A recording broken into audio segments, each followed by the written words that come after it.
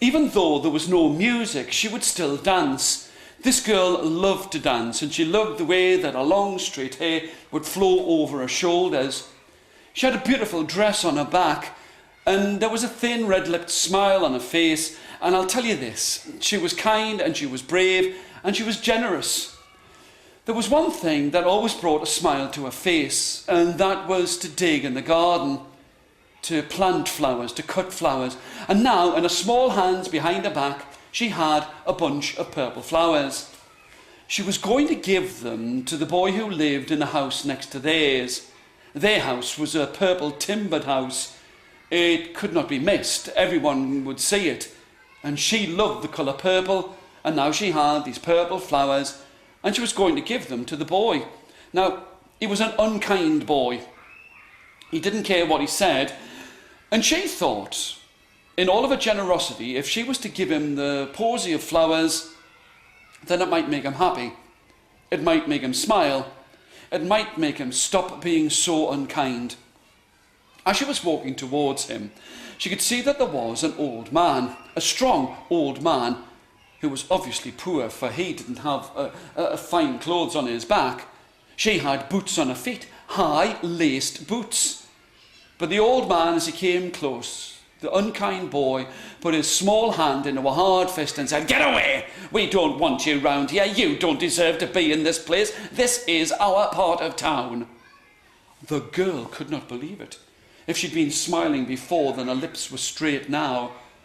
And instead of giving the flowers to the boy, she gave them to the old man. The old man was very grateful. "Thank you kindly for that. That was a good thing for you to do. I'm going to give you something." Here, he reached inside of his pocket and he held out his hand and said to her, "Cup your hands together and I'll give you something here." She held out her hands like this, and the old man had his hand above hers, and he opened up his hand, and a coin did not fall. It was almost as if it flew into her hand. It was very strange and old and cold and made of gold. "That coin'll help you tonight. It'll keep you safe. And thanks for your kindness."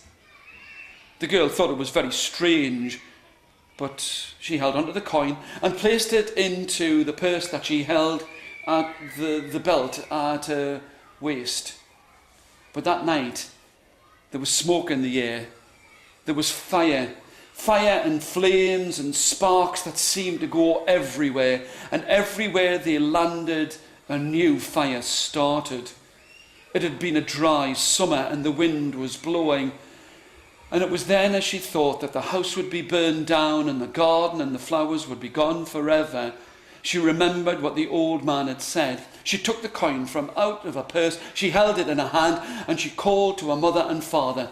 The three of them held hands, hugged each other, and stood there. And as the flames came closer, it was as if the coin protected them from the flames. It came close to the house, but they knew they couldn't stay in this place. And it was, as they walked along, she was holding the coin in her hands, that the flames would not come close to them. They went to the far part of the town. Her beautiful dress with the flowers at the sleeves was now dirty and scorched, but they were safe. And after many weeks, they decided to go back into the town to see what was left of their house. But I tell you something. They could not believe it, because as they got close, they could see that every other house was ash and rubble, but their purple house that everyone could have seen before the fire was still there. Their house was safe.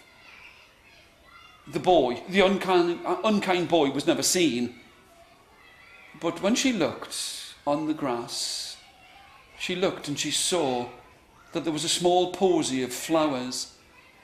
And beside the posy of flowers there was a coin that was old and cold and made of gold. She knew that the old man had given her something magical and mystical that had protected them from the fire. And she would always keep those 2 coins on a chain about her neck. And when she was a woman, she would sit and she would say how an old man who was poor but strong had saved her family, her house, her garden and the flowers from the great fire of London.